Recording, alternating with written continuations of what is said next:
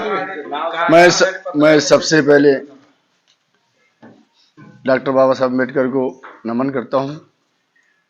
शिव छत्रपति शिवाजी महाराज को नमन करता हूँ। साहू फुले,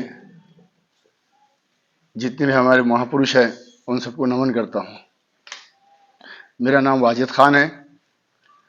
मैं 34-35 सालों से एक कांग्रेस का कार्यकर्ता हूँ। मेरा राजकारण हमेशा जो है तो बहुत साफ सुथरा रहा। 2009 से तो 2024 तक और आज तक मैंने कभी कोई पार्टी नहीं बदला, ना मैं कभी किसी नेता के साथ में रहा। लेकिन आज कांग्रेस के कुछ लोगों ने मुझसे कहा कि आप 10 नंबर से 11 नंबर से ओपन में टिकट लो। मैंने कहा नहीं, वहां से मेरी बच्ची, मेरी भांजी और मेरे भाई की बीवी खड़ी भी है। लेकिन वो लोगों ने बड़े ही अलग अंदाज में कहा कि भाई पार्टी का आदेश है, प्रदेश अध्यक्ष का आदेश है, जिला अध्यक्ष का आदेश है, खासदार का आदेश है और हम सब कमेटी का आदेश है कि आप दोनों तरफ पुरुष में लड़ेंगे। उसके बाद में मैं नहीं करते रहा। मुझे मालूम पड़ा कि रशीद पहलवान के छोटे भाई सगीर भाई वहां से इच्छुक है। मैंने उनके पास गया, उनको कहा कि मेरा बहुत अच्छी बात है, मैं नहीं खड़ना चाह रहा, आप खड़े रहो। और सबसे बड़ी बात है कि अगर आप खड़े रहेंगे तो आपके दोनों भाइयों के अंदर नाइतफाकी नहीं रहेंगी। मैं रशीद पहलवान को फोन किया, मेरे पास रिकॉर्डिंग है सब। मैं रशीद पहलवान को फोन किया, फोन करने के बाद कहा मतलब भाई मैं यहां से नहीं खड़े रहा। रशीद भाई को बोले कि वाजिद वो मेरा सगा भाई है। मेरे को सब मालूम पड़ा कि तूने जो है तो कितनी खुशामद करा। वो मेरा सगा भाई हो के उसके नजरों में मेरी इज्जत नहीं है और तुम गैर होने के बाद में मेरे बारे में इतना अच्छा सोच रहे। मैंने बोला नहीं भाई, अपना छोटा भाई है, उसकी गलती को नजरअंदाज करो। नहीं बोले तू टेंशन मत ले, तू फॉर्म भरे भरक, अगर वो आगा तो तूने निकाल देना। फिर भाई के पास में मैं, जमील मौलाना, हम सब गए। जमील मौलाना ने कहा, रशीद मौलाना ने कहा कि भाई वो चल रहा, उसका हो जाएगा। अचानक 3 तारीख के दिन, मैं 30 तारीख को, सॉरी माफ करना, इलेक्शन के आखिरी दिन के एक दिन पहले मैंने पहलवान को फोन किया। मैंने पहलवान अपने भाई से एक बार और बात करो। मैंने अलीम पटेल और जब वो खुद सगीर भाई जब खुद वहां पर आए थे नगर पालिका में नियोजक अधिकारी के पास में अपना एक फॉर्म वापस लेने के लिए, तो मैंने उनको कहा सगीर भाई तुम्हारे भाई की बहुत बदनामी हो रही है, मेरे को टिकट नहीं होना, लोग टिकट के लिए मारा मारी करे, मेरे को टिकट नहीं होना। मेरा एक कैंडिडेट है, मैं उनके साथ में खुश है, तुम खड़े हो जाओ, तुम्हारे आपस में ना इत्तेफाकी नहीं होना। सगीर भाई ने बोले कि मेरे भाई से मेरा कोई कंसेंट नहीं है। फिर उनको पहलवान ने कांग्रेस का बी फॉर्म कैसा लगाए। जब उनको मालूम पड़ गया था कि वो शिवसेना से लड़ रहे, तो उन्होंने मुझसे कह देना था कि भाई आप शिवसेना से मत लड़ो। सगीर को बोलना था तो शिवसेना से मत लड़, तू कांग्रेस से लड़, तेरा बी फॉर्म पहले लग गया। लेकिन वो ना करते हुए उन्होंने कांग्रेस को नुकसान पहुंचाने के वास्ते शिवसेना का भी टिकट लिए, कांग्रेस का भी टिकट लिए, दोनों। और आप देखिए कि एक फॉर्म नहीं बल्कि 2 फॉर्म अलग अलग एक ही प्रभाग में। नियोजक अधिकारी से मैं बहस किया कि साहब ये पॉसिबल नहीं है, एक कैंडिडेट अगर शिवसेना पक्ष का टिकट लेता और वही कैंडिडेट अगर कांग्रेस का टिकट लेता तो उसका बाद हो जाना है, उसके ऊपर कार्रवाई होना चाहिए कि उसके पास में निष्ठा नहीं है कि 2 फॉर्म कैसे भरा उन्होंने। तो नियोजक अधिकारी का बोलना था कि भाई वो उनके दिल पे है कि कौन सा उनको लेना है। चलिए वो नियोजक अधिकारी की बात थी। लेकिन रशीद पहलवान को मैं बार बार बोलने के बाद मैं रोया। सगीर भाई के कार्यकर्ता सुन रहे होंगे तो उन्होंने इसके ऊपर कमेंट करना कि जितने लोग नगर पालिका के अंदर आए थे, मैं सगीर को छोटा भाई मानता था क्योंकि मैं उसके खिलाफ नहीं खड़ना चाहता था। मैंने उन कार्यकर्ता सारे बोला सगीर तुम्हारे भाइयों की ना इत्तेफाकी मुझे देखी नहीं जा रही, तू शिवसेना से मत खड़े रहे, तेरे भाई की इज्जत रख, तू कांग्रेस से इलेक्शन लड़, तेरे भाई की इज्जत रहेंगी। आज तेरे बड़े भाई ने बड़ी उससे कहा कि नगर पालिका का मेयर कांग्रेस का बनने वाला है। लेकिन मुझे ऐसा लगता है कन्या नगर से लेके करीम वसाद से लेके मेरे साथ जो हुआ, तो मुझे लगता कि ये काम शिवसेना और भाजपा के साथ में कुछ तो भी चेरी मेरी होने के बाद ये कांग्रेस को जालना से समाप्त करने का कार्य अगर कोई करना चाहता तो ये जो नई लोग हैं, ये जितने बड़े बड़े दावे कर रहे हैं कि हम, कोई बोल रहा प्रदेश अध्यक्ष को कि हमारी वन सेट नगर पालिका आ रही, कोई बोल रहा ऐसा कर रहा, लेकिन इनके पीछे इनको भेजने वाला कौन है, ये कांग्रेस ने सोचना चाहिए। रहा, मेरी किसी से कोई नाराजगी नहीं है। अब मैं तो कहूंगा कि बहुत अच्छा हो गया, मेरे आप लोगों के इस चैनल के माध्यम से मैं उन लोगों को आह्वान करना चाहता हूं कि जो भी मेरे विरोधी है, शायद मैं जज्बात में ज्यादा बोल रहा हूं, मैं स्टेज पे बहुत बोलता हूं। लोकसभा विधानसभा में मैंने जो काम किया, और खास करके जो मैंने तीनों विधानसभा में काम किया, तो ये लोगों ने उस विधानसभा का जो है तो मुझसे बदला लिया। 10 दिन में कांग्रेस में आने के बाद में मैं आप लोगों से पूछना चाहता हूं, 10 दिन में कांग्रेस में आने के बाद बी फार्म लिखने का इनको अधिकार हो सकता है क्या? इसके मतलब यह है कि कांग्रेस के नीचे से लेकर ऊपर तक के लोग पूरे मैनेज हो गए। जब सगीर का बी फार्म, और सभी को मालूम था कि सगीर ने, सबसे अहम बात, सगीर ने कांग्रेस से उम्मीदवारी नहीं मांगा था। कल्याण जी कारे के पास में वो पीडीएफ मौजूद है जिसके अंदर खाली और खाली वाजिद खान का नाम है। प्रभा कर्मा 11 के अंदर ओपन पुरुष से वाजिद खान का नाम है, सगीर का नाम उसमें डाला गया, और ये डाला कोई नहीं गया। मैं खुदा की कसम खा के कहता हूं, यह पूरा काम रशीद पहलवान का है। और आप लोगों से मध्यम से मैं बोलना चाहता हूं कि कल रात को मुझे मालूम पड़ा, मैं 3 बजे तक बाहर था, फिरोज लाला, रशीद पहलवान और 3 लोग हैं। अगर मैंने सुसाइड करा या मेरा एक्सीडेंट अगर हुआ या मुझ पे अगर कुछ भी अगर होता है, तो रशीद पहलवान ने चैलेंज करा मेरे से, खासदार गवाह है वो चीज का। चलते चलते उसने गाली दिया मुझे, रशीद पहलवान ने कहा शूट मारी के तू मर जाएगा बोले। ये गाली आपको, ये ऑन रिकॉर्ड है, वहां जितने वीडियो थे वो वीडियो के अंदर आप देख सकते हैं जो चालू है। रशीद पहलवान ने बोला तूने मेरी बेइज्जती करा, तू मर जाएगा। उसने मुझे कहा, खुदा की कसम अगर मैं मुसलमान हूं, ईमान वाला हूं, तो रशीद पहलवान के बोलने पे मैं खड़ा था। अरे मैं दोनों भाइयों को मिलाना चाह रहा था ना, मैंने क्या करना चाह रहा था? मेरे साथ में क्या दुश्मन निकाला रशीद पहलवान ने? मेरे पास रिकॉर्ड है, मैं बोला रशीद भाई तुम्हारा छोटा भाई है, मैं नहीं करूंगा, क्योंकि वो सगीर को बड़ा छोटा भाई माना, और मेरे साथ में जो भी करे क्या थी? अरे मैंने तो मिल लिया था ना, 2014 की बात तुम 2024 में निकाल दे। लेकिन अगर मेरा कुछ हुआ, रशीद पहलवान के खुद मुंह से है, एसपी को, जितने यहां से एसपी जाके बड़े बड़े पौधे पे गए हुए हैं, उनको मैंने करोड़ों रुपए दिया हुआ है। क्या दिया हुआ है? हमारा झाड़ भी नहीं होता। हमारी सत्ता के अंदर बड़े बड़े मंत्रियों से मेरा जो है तो लेन देन है, मैं उनके वास्ते भू माफिया हूं। अभी देख रहे होंगे आप लाला तंबुली का भी 100 करोड़ में प्रॉपर्टी लेके 30-32 करोड़ रुपए बताई भी है। तो ये लाला तंबुली, ये सब लोग बड़े बड़े लोग हैं, इन्होंने खुले बोल दिए, इन्होंने बंबई से जैसे छोकरे बुला लिए होंगे, इसलिए मैं आज प्रेस कॉन्फ्रेंस जो लिया। मुझे कोई डर नहीं है, मुझे गिराएगा तो अल्लाह ताला गिराएगा। लेकिन मैं आज ये आप लोग समझ बता रहा, कल ये गुनेगार रेवस था, मैं मिलाना चाहता था भाइयों को, ये बोला था मेरा, जब नहीं मिले तुम अंदर से मिल आप लोगों को बुरा कर दिए।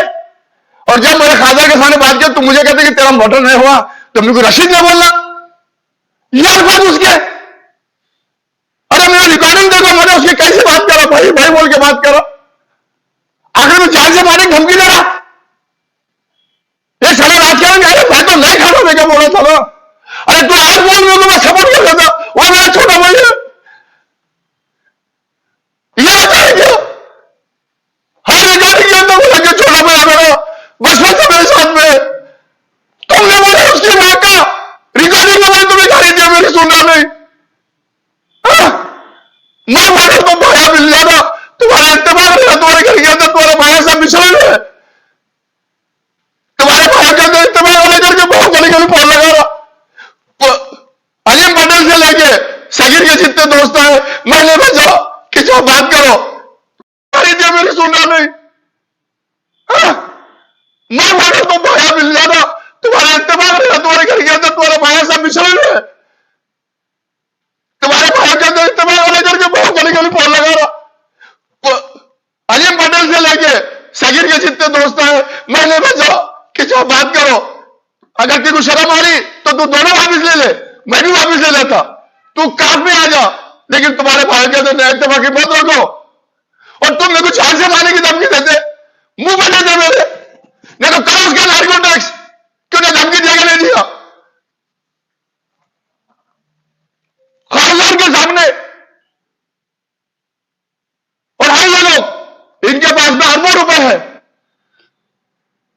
मैं पुलिस डिपार्टमेंट से, सीबीआई से, हर एक जितने भी सरकारी विभाग है उनसे कहूंगा, अगर मेरा एक्सीडेंट हो जाए या इतने अगर आपको ऐसा लगे कि मेरी आत्महत्या भी है, वो आत्महत्या नहीं रहेंगी।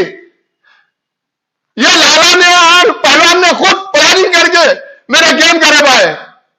ये वीडियो बड़ा 6 महीने के बाद, साल भर के, जब भी अगर मेरा कुछ हुआ तो इसके कारणीभूत और इनके साथ में और 2-3 लोग हैं। मैं इलेक्शन में नहीं करना चाहता था, मेरे पास हर चीज है। मेरे फार्म के अंदर मैंने मेरी बीवी का टिकट मांगा और मेरी भावत का टिकट मांगा, ये पहलवान ने टिकट दिया मुझे। इनका नार्को टेस्ट करो कि इन्होंने क्या बोले मेरे को। और ये पूरा कर्णधार जो है, इनके साथ में एक तीसरा आदमी है, मैं इसके बाद की प्रेस में उसका नाम लूंगा, बहुत नामचीन आदमी है जिसके ऊपर करोड़ों का भगवान का आरोप है, उसका भी नाम लूंगा। अगर मैं घड़ी घड़ी में प्रेस बांधों से एक ही बात कहूंगा कि आप मेरा पूरा रिकॉर्ड निकालो, 35 साल मैंने कांग्रेस के अंदर काम किया। मेरा भाई का था खान इकबाल बादशाह, मैंने उसके खिलाफ में कैलाश गोंडल काम करा, कांग्रेस का काम किया। रशीद पलाल का था, वो मेरा भाई था, मैंने उसके खिलाफ काम किया, कैलाश गोंडल का काम किया, कांग्रेस का काम किया। अब्दुल हफीज करा था, उसके खिलाफ काम किया, कांग्रेस की तरफ से काम किया, क्योंकि मैं एक निष्ठ कार्यकर्ता था। जिसने टिकट नहीं मांगा, तुमने पहलवान के बदले में उसको टिकट नहीं दिया। मेरे वोट के, मेरे प्रभाग के जितने लोग हैं, आप लोग उनको मस्जिद में बुलाओ। तो जो वाजिद ने टिकट मांगा था क्या? मैंने टिकट नहीं मांगा था।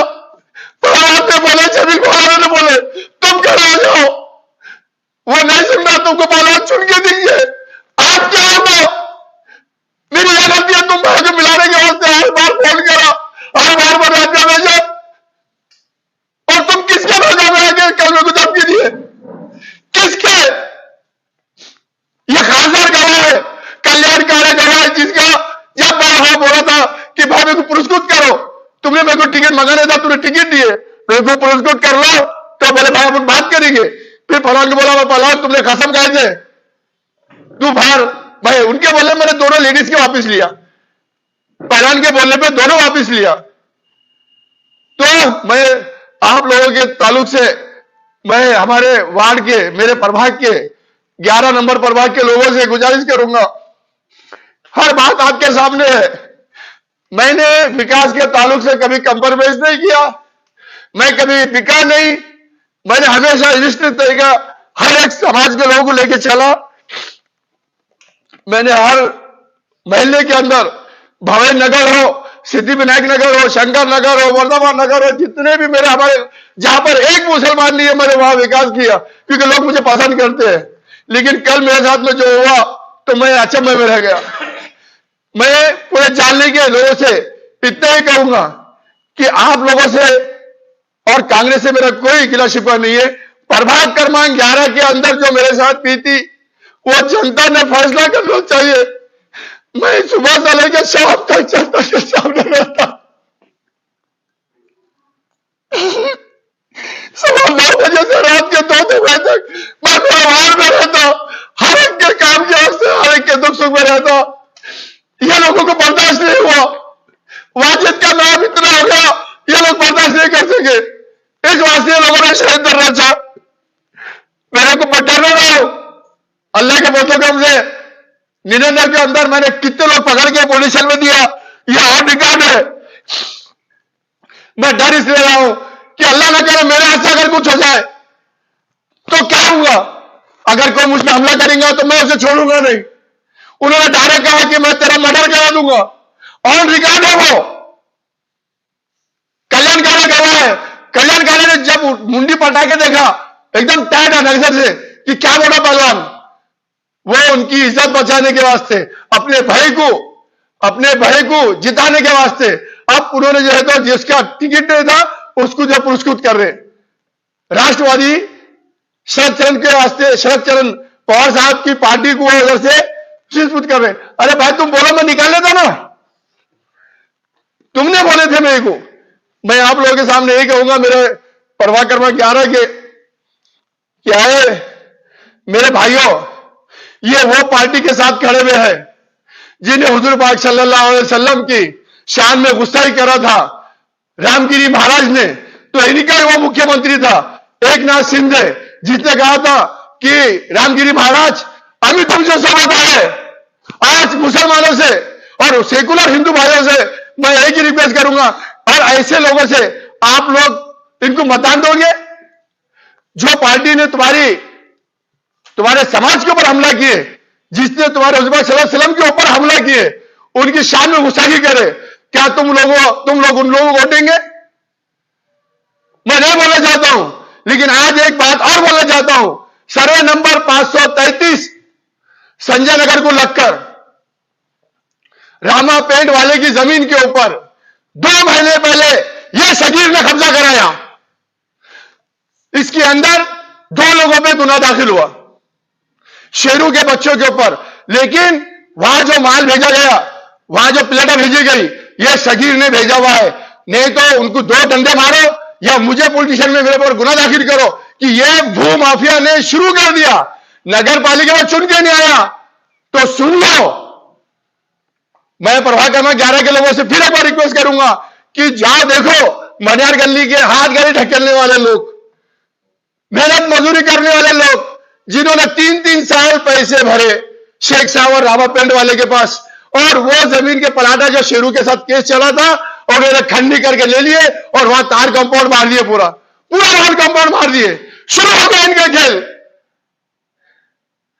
बस अगर आपको ये तो खाली जमीनों पे हुआ, ये तो खाली जमीनों पे हुआ, मैं अगर नहीं मारा, इन्होंने मेरा मर्डर नहीं करे, तो ये लोगों के साथ में एक जानने के बहुत बड़े हमारे क्या बोलेंगे समाज के अंदर बहुत सारी बड़ी इज्जत है उनकी।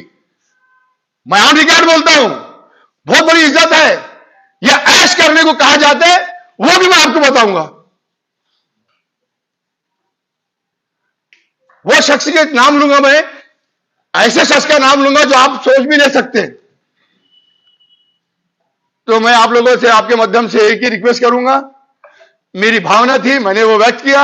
इसमें 100% हर चीज सही है। 35 साल तक नीचे एक जगह रहने के बाद मेरे साथ में यह हाल हुआ, मुझे इस तरीके से परेशान किया गया, मैं आपको बता नहीं सकता।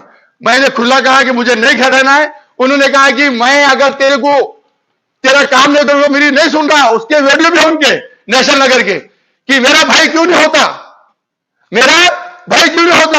मैं उसके खिलाफ काम करूंगा। फिर आज अपने भाई की इतनी हमदर्दी कैसे आ गई? मैं आप लोगों से और आपके माध्यम से मेरे पब्लिक से, मेरे प्रभाग के लोगों से इतनी गुजारिश करूंगा कि अगर मैंने थोड़ा भी अगर काम किया होगा या मैं काम या आपकी कभी नहीं सुना होगा, तो आप मुझे मतदान मत करिए, आप जिसे चाहे उसे मतदान करिए। लेकिन आप लोगों को एक बात बताना चाहता हूं, वो लोगों को मतदान मत करो जो अभी चुन के नहीं आए और तुम्हारे जमीनों पे और तुम्हारे प्लाटों पे कब्जा करके बैठ गए। दुखती नगर का ऑन रिकॉर्ड बोल रहा हूं कि वो दोनों बच्चों से पूछो, शेरू भाई के दोनों बच्चों से पूछो कि वो प्लेटा कौन दिया लाके।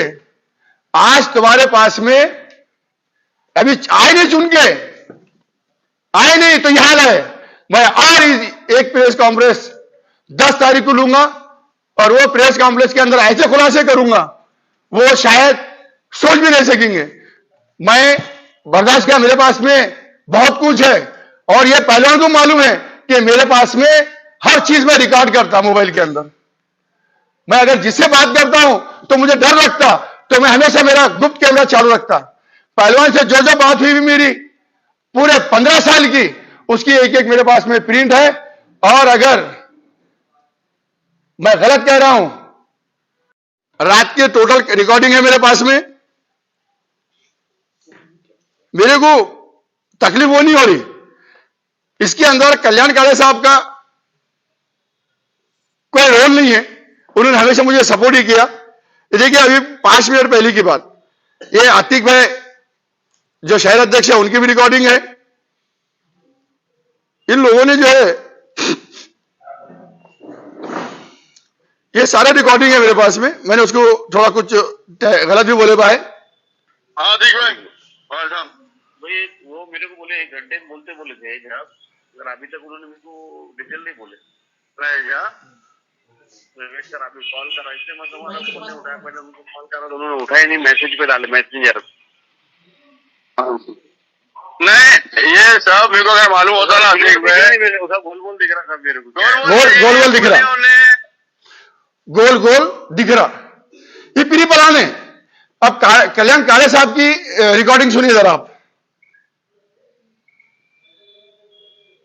रात की भी रिकॉर्डिंग है उनकी। राजा वो देशमुख जो अभी है, देखिए ये राजा वो देशमुख हमारे शहर, हाँ उसमें पेज ऐसा आ रहा, हाँ कि वहाँ वो देख रहा नहीं कि वहाँ राष्ट्रवादी का भी एक बंदा है। अच्छा, और वो तुम्हारे तुम जहाँ से वहाँ से लेके घर की। अच्छा हेलो, तब मौलाना से बात हुई मेरी, पहलवान को फोन मार रहा, पहलवान मेरे फोन नहीं उठा रहे बोले।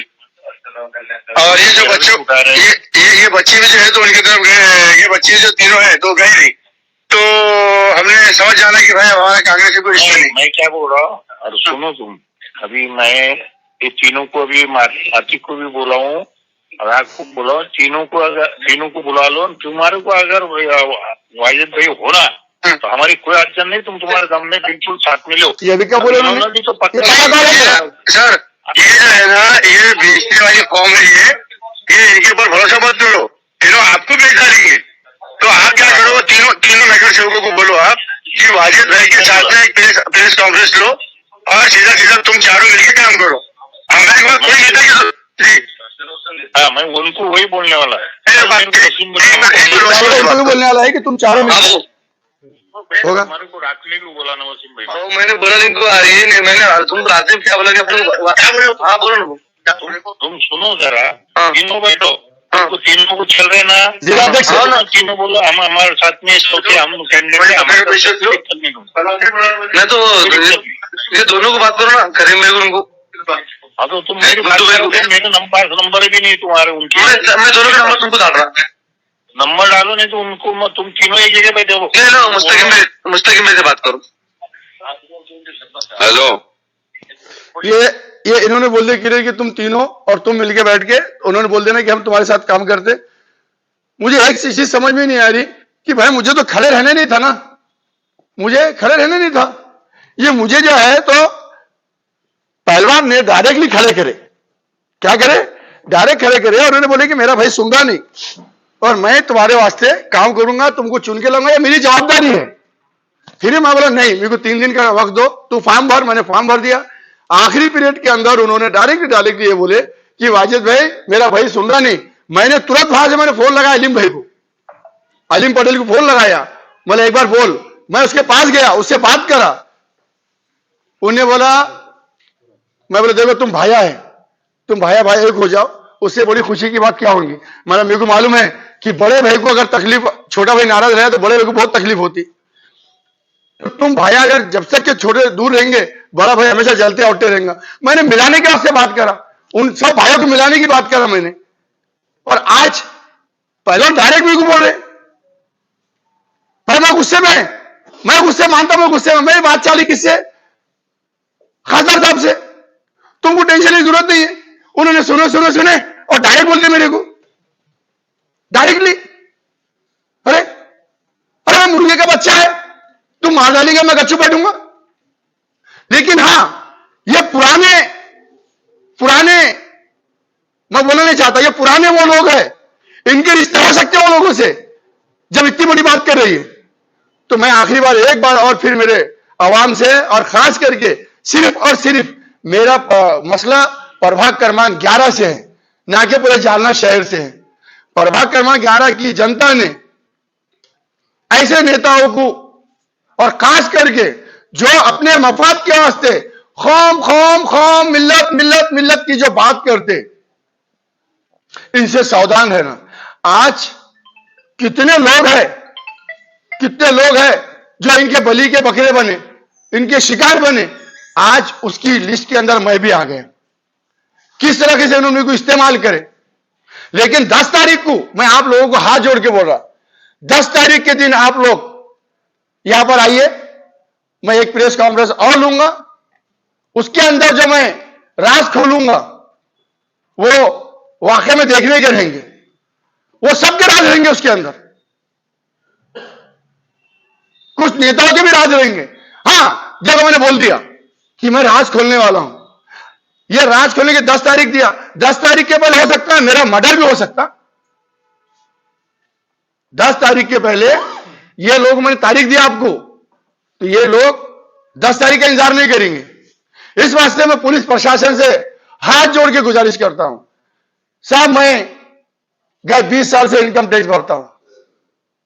जब ये लोग गुंडागर्दी करते थे, जब मैं होटल व्यवसाय और घासेर का धंधा करता था, जो मेरे भाई का खुद का लाइसेंस था, मैं जब से इनकम टैक्स भरता हूं, आज भी मैं सरकार को जीएसटी के रूप में साल के 6 से 7 लाख रुपए और जीएसटी के मार्जिन से 2.5 से 3 लाख रुपए खाली मैं आईटी भरता हूं। इन्होंने लूटे गवर्नमेंट को। मैंने, ये मेरा व्यवसाय है सामने। मैं आप लोगों से गुजारिश करता हूं, खास करके प्रभाकर मैं 11 के, कि अल्लाह के वास्ते हक का साथ दो। अगर मैं टूट गया तो आपको ऐसा नौकर कभी नहीं मिलेगा। जिंदगी में मैंने हमेशा इलेक्शन में कहा, अगर आपको मालक होना तो ऐसे लोगों को चुन के दो, और अगर आपको नौकर होना तो हम जैसे लोगों को चुन के दो। मेरा हर भाषण के अंदर, 30 साल के भाषण के अंदर मेरा ये जुमला हमेशा रहता था, जो आज मेरे बड़े बुड्ढों को याद होगा। बस पैसे बढ़कर कुछ नहीं कहूंगा। मैं 10 तारीख को एक प्रेस कॉन्फ्रेंस और लूंगा, लेकिन मैं फिर एक बार जानना कि एसपी साहब, जानना कि डीएसपी साहब ये बहुत चतुर है, और हमारी एलसीबी टीम बहुत शातिर है। इनको हर चीज की भनक पहले लग जाती। तो मैं जानना कि एसपी साहब से गुजारिश करूंगा कि मेरे प्रोडक्शन के वास्ते भले ही गांठ ना दे, लेकिन मेरे पर नजर रखो। ये मैं रात को 2:30-3 बजे घर को जाता हूं, इनको सब मालूम है। मेरा इनसे कोई बैर नहीं था। क्या बात है कि इन्होंने डायरेक्टली मुझे दुश्मन बना दिया, और मेरा कल का मुझे अचंभा लगा, जिसको मैं भाई भाई करता, वो डायरेक्ट कह रहा है कि मैं तेरा मर्डर करा दूंगा। अफसोस की बात है, ये सब षड्यंत्र है। जमील मौलाना, फिरोज लाला, रशीद पहलवान, ये नाम तो बोल दिया जमील मौलाना का। इसके बाद में और मैं आपको 4 नाम बोलूंगा, जो 5 रखा था उसमें 4 बाकी है। मेरा कुछ नहीं होता, अल्लाह माफ करे, जब तक कि मेरी माँ की दुआ मेरे साथ है, मेरा कुछ नहीं होगा। लेकिन हाँ, ये जो आंसू निकले तुम्हारे भाइयों को मिलाने के वास्ते निकले थे, लेकिन तुम बहुत जल्दी रहोगे। अल्लाह ताला इसका हिसाब लेगा। और मुसलमानों से गुजारिश करता हूं, क्या मुसलमानों, ये वही लोग हैं कौम और मिल्लत की बात करने वाले। आज किसी की आवाज नहीं करना कि वाजिद में का टिकट कैसे करना। आज कौम मिल्लत हमारे रहबर, हमारे उलमा कोई नहीं है। वो कहते थे पैसे वाले ना, ये पैसे वाले आकर के पूरी कौम एक जगह आती थी, हमारे उलमा एक जगह आते थे।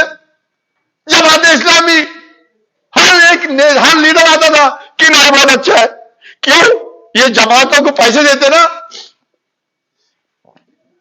आज आप लोगों की आवाज अगर दब गई, आप लोग खामोश बैठ गए, तो इसके बाद कभी दूसरा वाजिद पैदा नहीं होगा। जो एरिया को जो झोपड़ बट्टे थे, आज मैंने कहां से कहां तक लाया। मुझे राजकारण नहीं करना है। राजकारण अगर करना होता तो मैं 25 साल पहले इलेक्शन में खड़ा रहता था। तो मैं एक बार मेरे प्रभाग 11 के सभी लोगों को गुजारिश करता हूं कि ये लोगों को अपना रास्ता बताओ। मैं रोना नहीं चाहता था, मुझे तकलीफ हो रही। मैं 8 दिन से अपने आंसू को दबा के रखा, मेरी तकलीफ को दबा के रखा कि जिस शख्स ने पूरी जिंदगी कांग्रेस के लिए निकाला, उसका टिकट 2 नंबर पर लेके कट जाता। जिसने नहीं लगा उसका टिकट भी 2-2 बी फार्म लगते। बस मैं और कुछ देखा होगा। मिलेंगे 10 तारीख को। शुक्रिया, खुदा हाफिज़, जय भीम, नमस्ते। काँग्रेसमधून काय नेमकं याचं मागचं कारण होतं आणि तुम्हाला जीवे मारायचे सुद्धा धमकी देण्यात आले, कोण तुम्हाला धमकी देते? सबसे पहले तो मैं ये कहूंगा कि पहली कांग्रेस नहीं रही। ये जो कांग्रेस है, ये कांग्रेस जालना की हद तक बिकाऊ कांग्रेस हो गई। बिकाऊ लोगों के पास में ये कांग्रेस गई, मैं इतना कहूंगा। रहा दूसरी बात कि मुझे जान से मारने की धमकी दी जा रही। मैंने एक वीडियो बनाया, उसके अंदर तफसील दिया। मुझे जान से मारने की धमकी खासदार कल्याण काड़े के सामने दी गई। कम से कम 400-500 बच्चे थे, उनके बीच में ढोल ताशे चालू थे, मैं उनके कान में बात कर रहा था। पहलवान ने डायरेक्ट मेरे को जो है तो पलट के कहा कि साले बाजा मस्ती में आ गया क्या, तेरे को तो बोले मार डालता। वो मजाक से भी ऐसी बात नहीं बोलते, वो बड़े उसमें थे। 2-4 बात फिर मैंने गुस्से में बात किया उनसे, वीडियो है उसके बहुत सारे। तो मैं प्रशासन से गुजारिश करूंगा कि ये लोगों ने आज मुझसे खुला कहा कि भाई मैं तुझे जान से मार दूंगा, तो अगर मुझे कुछ होता तो ये लाला तंबोली और रशीद पहलवान ये उसके कारणीभूत रहेंगे। और 3 लोग हैं जो बाद में रैली खत्म होने के बाद मुझे मिले और जो कहा वो मैं 10 तारीख के वीडियो में कहूंगा। टोटल वो 3 मेरे को जो लेके गए थे, उनके साथ 2 जने और थे, ये तो 5 जने थे। मैंने पहले वीडियो में एक का नाम बोल दिया और जिससे मेरी बात होती है उनकी रिकॉर्डिंग है मेरे पास में। रहा मसला, मैं 35 साल से कांग्रेस में रहने के बाद में ये लोगों ने मेरा टिकट कट किया। मैं तो रशीद पहलवान को कहा कि तुम्हारा भाई शिवसेना से लड़ रहा, उसको कांग्रेस से लड़ा। उन्होंने बोले कि हाँ वो कांग्रेस से लड़ा तो उसको देंगे, नहीं तो मैं तेरा दूंगा, उन्हें इलेक्शन नहीं लड़ेंगे। बहुत सारी बात हुई ऐसी। उसके बाद में उन्होंने जो है तो इन टाइम 2-2 बी फार्म लगा दिए। और जो मैं 35 साल से कंटिन्यू कांग्रेस का कार्य करता रहा, मेरा 2nd नंबर पे डाले उन्होंने नाम और फर्स्ट चॉइस सगीर की डाले, जबकि उसने कोई एंट्री नहीं भरी, उसने जो है तो मांगनी नहीं करी, उन्हें इंटरव्यू नहीं दिया। वो इंटरव्यू के अंदर सिर्फ मैं अकेले ही था जिन्हें वहां टिकट मांगा। टिकट बांटने के वास्ते राजेंद्र राव था, डॉक्टर कल्याण काड़े थे, राजा वो देशमुख थे, रशीद पहलवान थे और दड़े महाराष्ट्र उपाध्यक्ष, ऐसे बहुत सारे थे। उसके अंदर से सिर्फ और सिर्फ राजा वो देशमुख और कल्याण काड़े को छोड़ के अगर देखिए तो ये कांग्रेस को जो 2024 में 2019 में जो नुकसान पहुंचाए थे, वही लोग आज जो है तो इसके अंदर वापस आ गए। रशीद पहलवान हमेशा हर पार्टी के अंदर जाता, हर पार्टी में रहता हो, जिधर से खल्ली मिली उधर चल जाता, जो खड़े करा उसके तरफ से रहता हो।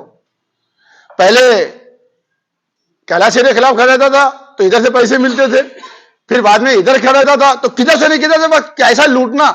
ये इनको ये बहुत बड़ा भू माफिया है। मैं एक शॉर्ट में नाम बोल रहा हूं, इन्होंने जो मुझे जान से मारने की धमकी और झूठे केस में जो अटकाने की बात करे, तो इन्होंने कहा कि एक कमिश्नर है जिसकी कोई प्रॉपर्टी खाली नहीं हो रही थी, तो ये लाला ने और फिरोज ने खाली कराई। तो उन्होंने ऐसे ऐसे लोगों से बोले मेरे ताल्लुकात बनाए हुए हैं कि हम तेको कहीं भी फंसा देंगे। अब फंसा देंगे तो कहीं में एक अंदर आईएस में तो फलेंगे या पाकिस्तान का बोल के तो नहीं फंसेंगे।